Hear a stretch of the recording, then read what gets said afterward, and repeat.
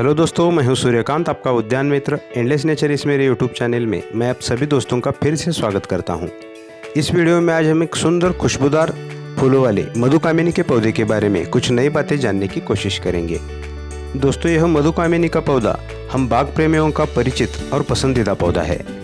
मधुमालती बेला के फूलों की तरह इस मधुकामिनी के पौधे में मधु नाम जुड़ा है। वह इनके फूलों में प्रचुर मात्रा में मधु यानी हनी पाए जाने के कारण ही जुड़ा है और साथ साथ इनके फूलों की मीठी मनभावन खुशबू हमारे परिदृश्य को और मन को भी प्रफुल्लित करती है। दोस्तों, इस मधुकामिनी के पौधे का साइंटिफिक नेम मुरैया पेनिकोलाटा है और रोटेसी या फिर साइट्रस परिवार में दुनिया भर में इनकी लगभग 17 से 20 प्रजातियां स्वीकृत रूप से पाई जाती है। मूल रूप से यह पौधे ट्रॉपिकल एशिया के मूल निवासी है, जिसमें भारतीय उपमहाद्वीप, पाकिस्तान, चाइना समेत दक्षिण पूर्व एशिया से लेकर ऑस्ट्रेलिया, क्वींसलैंड तक इनका भौगोलिक प्रदेश आता है। यहाँ के प्राकृतिक वातावरण में यह पौधे खुले वुडलैंड्स में, सड़कों के किनारे, अशांत वनों में और उपोष्ण कटिबंधीय जंगलों में प्राकृतिक रूप में बढ़ते पाए जाते हैं। प्रादेशिक वितरण प्रणाली और उपयोग अनुसार इस पौधे के कई नाम हैं, जैसे कि murraya, orange jasmine, China box, mock orange, satin wood, cosmetic bark tree, honey bush. ऐसे नामों से इस मधुकामिनी के पौधे को जाना पहचाना जाता है। इनके जीन्स का नाम एक German Swedish herbal doctor Johann Andreas Murray की स्मृति में रखा गया है, जो कि एक स्वीडिश वनस्पति शास्त्री कार्ल लिनेस के छात्र थे। दोस्तों, गर्म ट्रॉपिकल जोन में लगभग साल भर यह कामिनी का पौधा इसके सुंदर और सुगंधित फूलों को प्रोड्यूस करता रहता है। यह फूल मल्टीपल छोटे छोटे गुच्छों में पूरे पौधे पर खिलते हैं। इन पौधों की छोटी बड़ी अलग अलग स्पेसीज के अनुसार इनकी फ्लावरिंग कलर शेड भी अलग अलग आती है, जिसमें लाल, नारंगी, पीला, व्हाइट ऐसी कलर शेड आती है।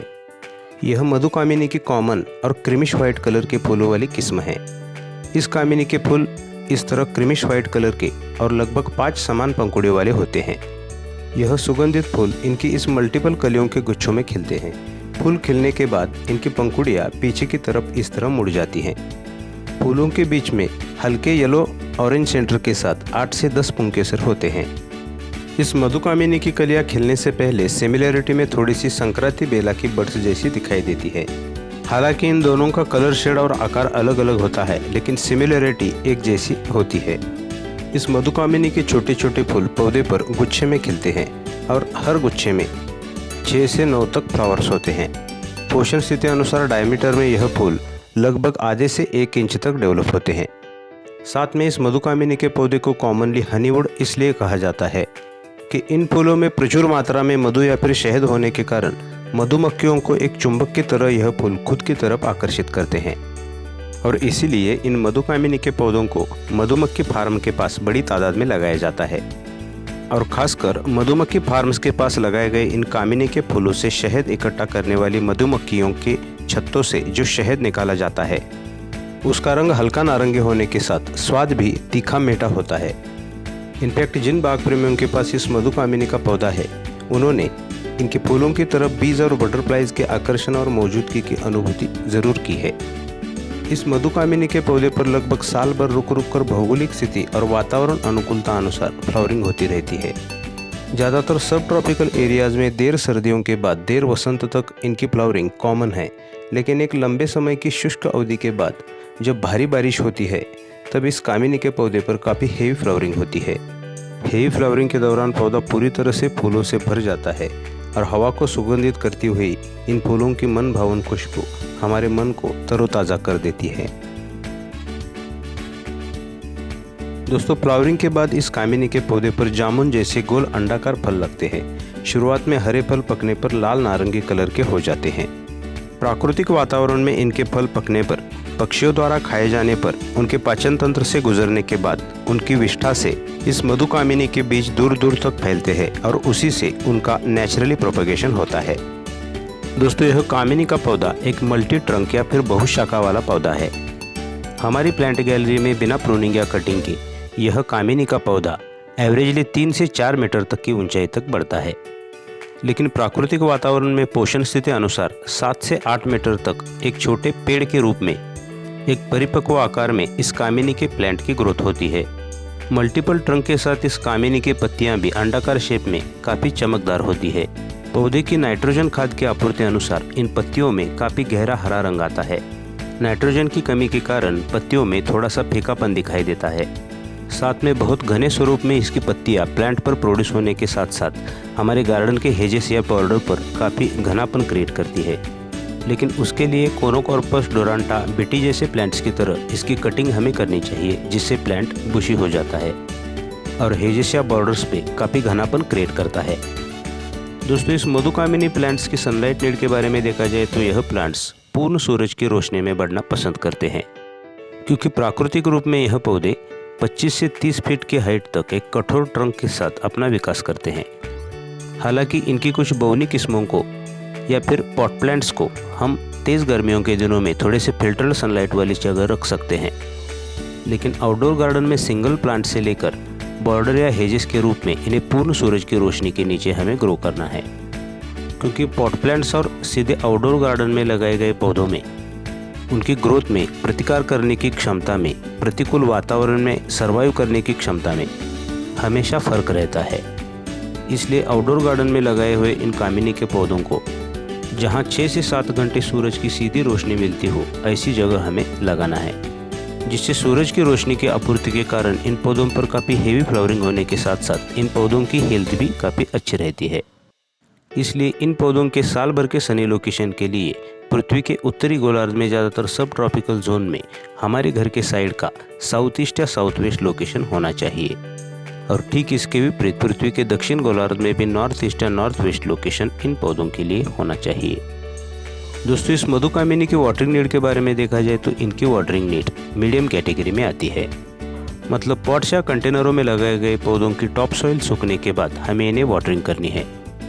आउटडोर गार्डन में एक पेड़ के रूप में जब यह कामिनी का प्लांट बढ़ता है, तब उसकी मूसली जड़ जमीन के अंदर गहराई तक जाती है और भू अंतर्गत पानी और न्यूट्रिशन को एब्सॉर्ब करके प्लांट खुद को सर्वाइव करने में सक्षम बन जाता है।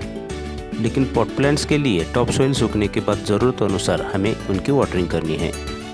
दोस्तों, इस मधुकामिनी के पौधे की खाद और मिट्टी के बारे में देखा जाए तो सबसे पहले पॉट प्लांट्स के लिए इनकी सॉइल हमें वेल ड्रेन बनानी है। इसलिए पॉटिंग मिक्सचर में एक भाग ज़्यादातर परलाइट या फिर रिवर सैंड का होना ज़रूरी है, जिससे एक्स्ट्रा वाटर अच्छी तरह से ड्रेन आउट होकर गमलों के ड्रेनेज होल से निकल जाता है। और साथ में कोई भी ऑर्गेनिक फर्टिलाइज़र जैसे कि वर्मी कंपोस्ट हो या फिर देसी गाय के गोबर की खाद हो, उन्हें बेसिकली 1 पार्ट के हिसाब से शुरुआती पॉटिंग मिक्सचर में हमें ऐड करना है। ऑर्गेनिक खाद पौधों की डिमांड अनुसार धीरे धीरे रिलीज होने के साथ पौधों को लंबी देर तक स्वस्थ रखता है। साथ में मेन ग्रोइंग सीजन में मंथ में कम से कम एक बार कोई भी water soluble NPK based liquid fertiliser इनकी जड़ों के पास देनी है। खासकर इनके फ्लावरिंग पीरियड के दरमियान अच्छे फ्लावरिंग के लिए इन कामिनी के पौधों को हमें फॉस्फोरस बेस्ड फर्टिलाइजर देनी है। फॉस्फोरस बेस्ड फर्टिलाइजर में ग्रैन्युअल बेस में डीएपी के कुछ दाने पॉट्स का आकार और पौधे की ग्रोथ अनुसार हम इनकी जड़ों के पास दे सकते हैं, क्योंकि कोई भी फॉस्फोरस बेस्ड फर्टिलाइजर पौधों के शरीर का अंदरूनी और बाह्य विकास करने के साथ उन पर काफ़ी अच्छी फ्लावरिंग लाता है। दोस्तों, इस कामिनी के पौधे के कई मेडिसिनल यूजेस पाए जाते हैं, इसलिए विषाक्तता के मामले में ज़्यादातर यह गैर विषैला पौधा है।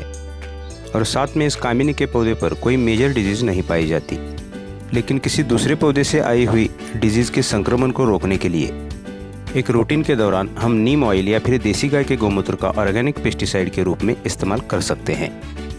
दोस्तों, इस कामिनी के पौधे के कई मल्टीपल यूजेस पाए जाते हैं, जैसे कि इनके फूलों से जो तेल निकाला जाता है उसको इत्र बनाने में इस्तेमाल किया जाता है। साथ में चाय का स्वाद और सुगंध बढ़ाने के हेतु इनके फूलों का उपयोग किया जाता है। दांतों के दर्द के लिए इस मधुकामिनी की पत्तियों का काढ़ा लिया जाता है, जिसका उपयोग माउथ वॉश के रूप में किया जाता है। साथ में इनकी पत्तियों के चूर्ण को घावों पर या फिर सूजन जैसी जगह पर लगाने के लिए किया जाता है। जहरीले सांप के काटने पर दंश वाली जगह इनकी पत्तियों की पेस्ट लगाई जाती है।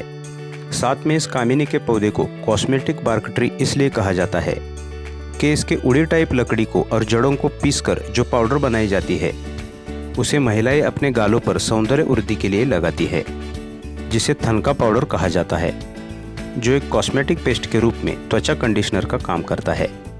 साथ में वास्तुशास्त्र और फेंगशुई में भी इस पौधे को शुभ फल देने वाला पौधा माना जाता है। दोस्तों, इस कामिनी के पौधे का प्रोपेगेशन इनके पके हुए फलों के बीजों से या फिर इनके स्टेम कटिंग से हम कर सकते हैं। और साथ में नर्सरीज में भी इनके तैयार बेबी प्लांट्स की कीमतें उतनी ज़्यादा नहीं होती, इनके बेबी प्लांट को ज़मीन में लगाने के बाद एवरेजली 8 से 9 महीने में यह पौधा फ्लावरिंग करने लगता है। दोस्तों, इस मधुकामिनी के पौधे के बारे में एक आश्चर्यजनक या फिर रोचक बात यह बताई जाती है कि एक अंतराल के बाद जब इन पौधों पर पहली फ्लावरिंग होती है, मतलब लगभग सभी जगह पूरे देश भर में यह कामिनी के पौधे एक ही दिन में खिलते हैं, जहां दूसरे पौधों के बारे में फ्लावरिंग का रेशो आगे पीछे हो सकता है। दोस्तों, फूलों पौधों के बारे में ऐसी एक्टिविटीज़ देखकर मन में यह ख्याल ज़रूर आता है कि इन पौधों के पास कौन सी ऐसी मैसेजिंग टेक्नोलॉजी है जो अपनी जगह से ना हिलते हुए भी जियोग्राफिकली सभी जगह एक ही दिन में खिलने का कारनामा दिखाते हैं। और कुदरत की ऐसी कई घटनाएं हमें एंडलेस नेचर की असीम क्षमताओं से रूबरू करवाती है। अच्छा, तो दोस्तों इस वीडियो में इतना ही। अगर वीडियो अच्छी लगी तो वीडियो को लाइक, शेयर और चैनल को सब्सक्राइब करना ना भूलें और पास के बेल आइकन को भी प्रेस कर दें, जिससे आगे आने वाली वीडियोस की नई नोटिफिकेशंस आपको समय पर मिलती रहेंगी। अगले वीडियो में फिर मिलेंगे एक नया पौधा और उससे जुड़ी कुछ नई जानकारी के साथ। टिल देन, गुड बाय, ओम साई।